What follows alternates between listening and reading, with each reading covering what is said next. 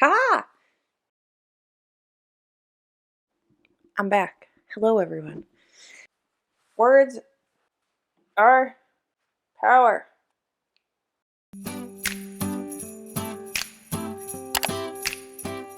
So I wanted to do a quick video I'm just going to bombard you with as many videos as I can at the end and the beginning of the year. And this is a quick video to go over my new author loves, or new to me author loves, that I have found. So it's new authors that I have read in 2021 that I love and would like to continue reading from. And I have 6 on here, and I will probably have a few other random people throughout the video as things come to mind. But let's just kick this off with Patrick Radden Keefe, who wrote Empire of Pain, and I need to read more from this author. He has another book, which I think is called Say Nothing, which I need to get my hands on. It's about the IRA, and if it's anything like Empire of Pain, it's going to be fan-freaking-tastic. Sorry, I'm like shaking the camera because the camera was sitting on my tiny sword.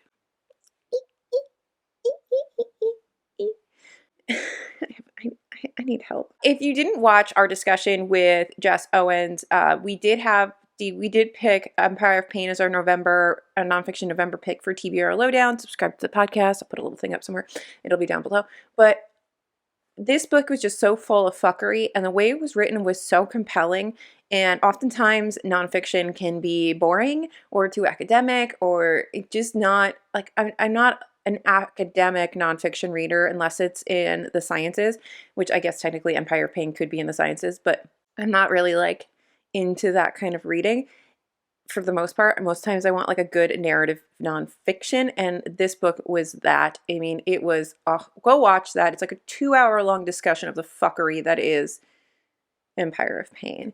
And I will be reading anything else he writes. He reminds me sort of like of an Eric Larson, who writes really good nonfiction books that read very much like fiction, and you just stay in the story as much as anyone can be in a story while reading. And I don't even know what I'm saying anymore.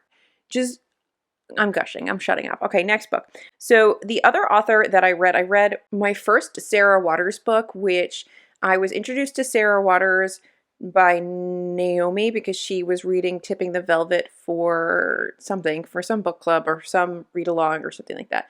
I had heard of Tipping the Velvet. I've never really read it. She loved it. So then I was like, well, let me try Sarah Waters. And I think during spooky season, I read one of her books called The Little Stranger by Sarah Waters back in October. And it was kind of like atmospheric and gothic.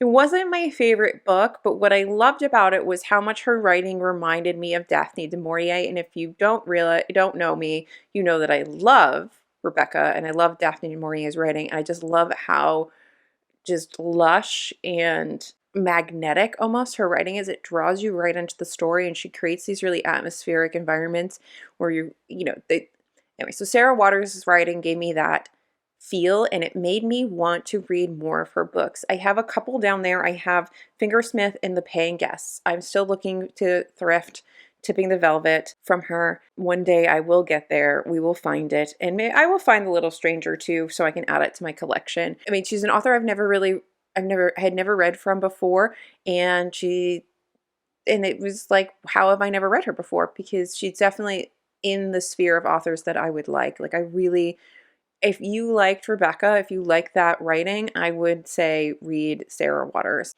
I just feel like their writing styles are very similar and you will enjoy it. And I'm just excited to read more from her in 2022. The next author that I found in 2021 is Han Kang, who wrote The Vegetarian and The White Book.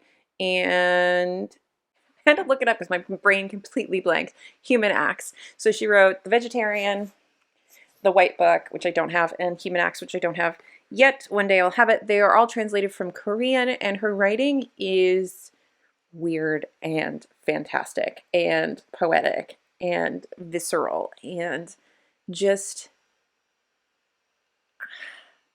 addictive, in my humble opinion. I think that she is just an amazing freaking writer, and once I read one book, I read The Vegetarian, and then I was like, now I have to read literally everything else I can get my hands on because it was that good.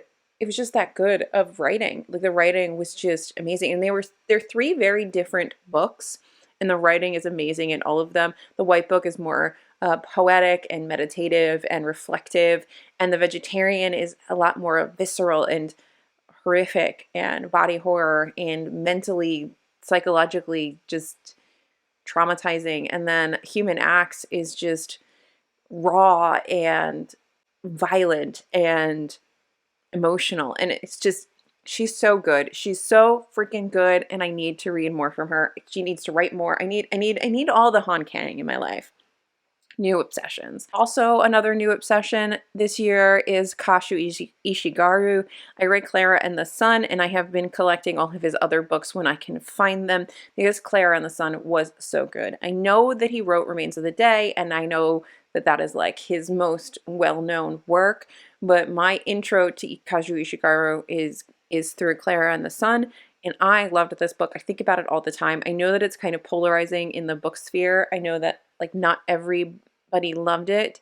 I think I'm wondering if it's a little bit of a change in pace from some of his other writing because it is like vaguely sci-fi, but I just think the writing was so masterful, and I loved how he used this AI as a lens to look at our world and to provide commentary on our world, and the relationship between the mother and her daughter and everything. It was so good, and I adored it. I adored it so much, and I need more of his writing in my life. So if you've never read Kazuo Ishigaru, I highly, highly recommend his writing in his books.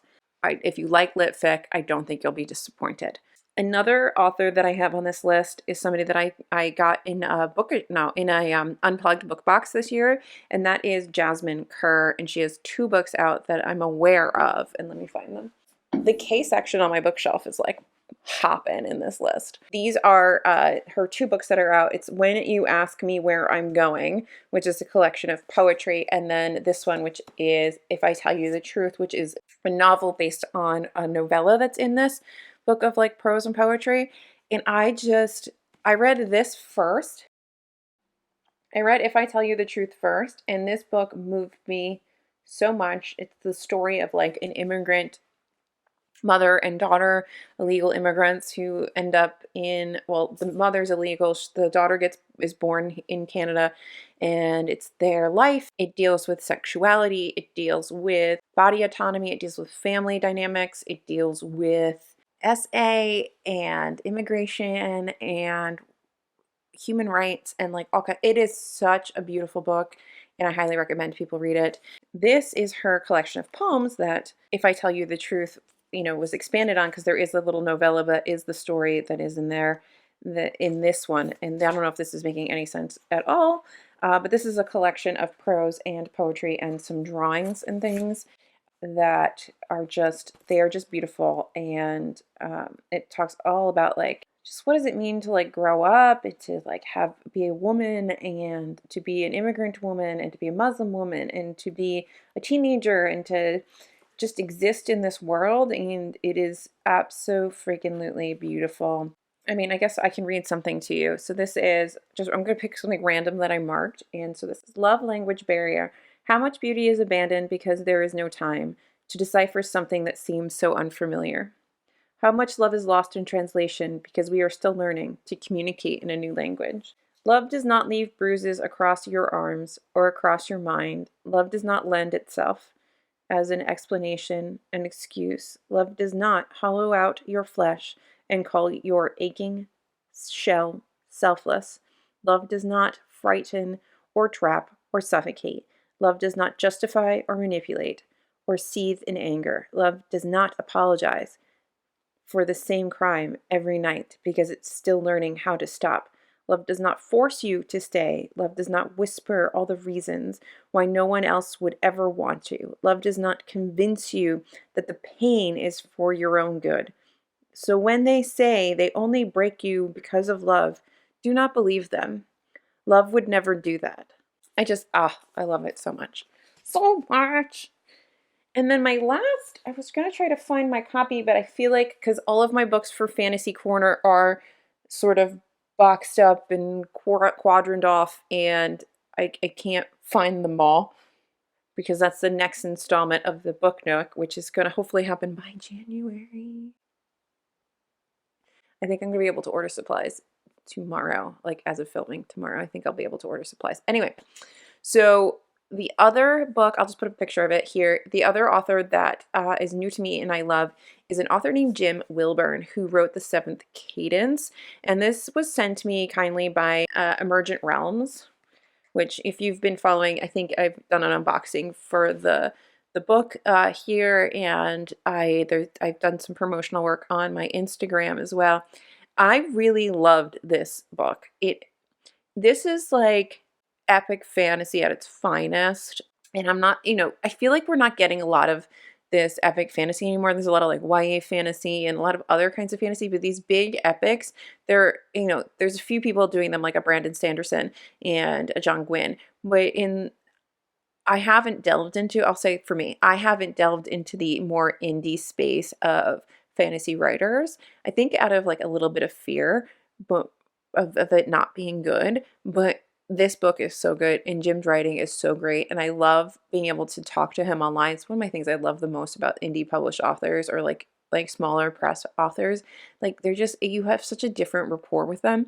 And anyway, so I would read anything he writes at this point, especially in the fantasy space. And obviously this is a series. This is the first in a series. There will be more. I really loved this. It is epic. It is sweeping. There are a lot of traditional fantasy themes. You have like a really great magical system. You have two worlds kind of at war.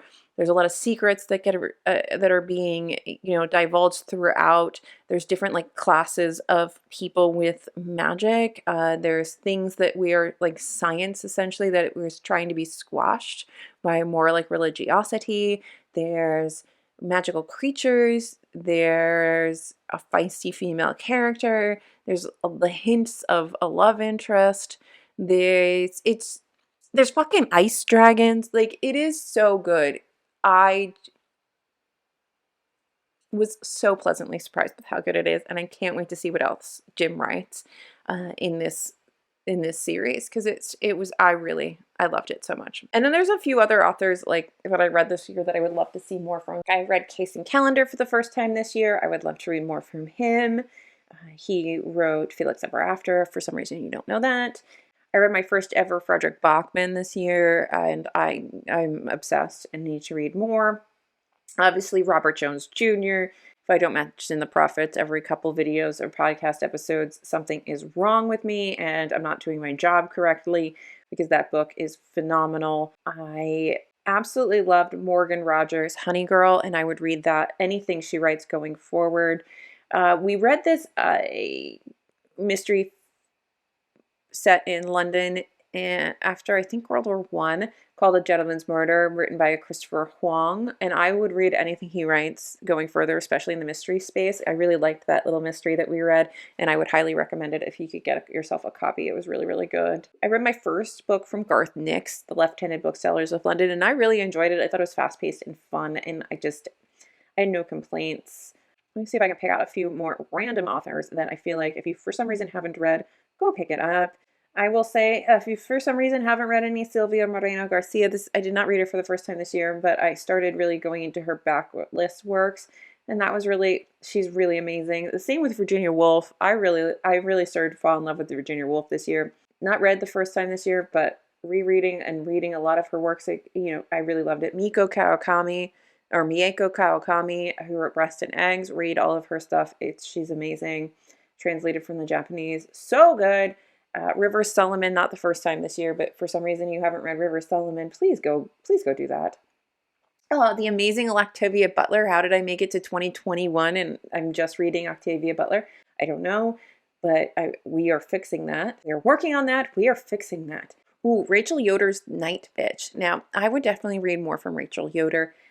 Night Bitch was such a weird and amazing book. Like, you get this cost of some animalistic female thing inside of you. You're like your inner woman, and you're like your inner goddess, and you want to howl at the wolves, and, I don't know, bite your partner or something. Like it's so good. Riko Aoki, who wrote Light from Uncommon Stars. I would love to read more from them. That book was fantastic. And I also read my first A.S. King this month. I don't know how I've never read A.S. King, but I read Switch and I really like her. It's a weird, or him, I don't know what A.S. I don't know their pronouns.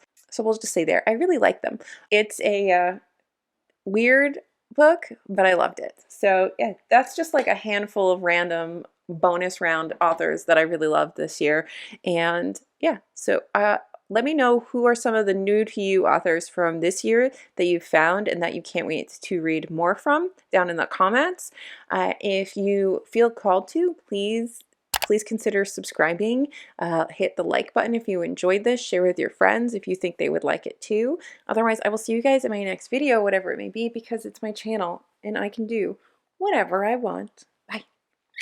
So just sit with me, talking to the night until the morning, building chemistry. I don't think I ever wanna go come closer next to me. Trying to find another way to say this, but I think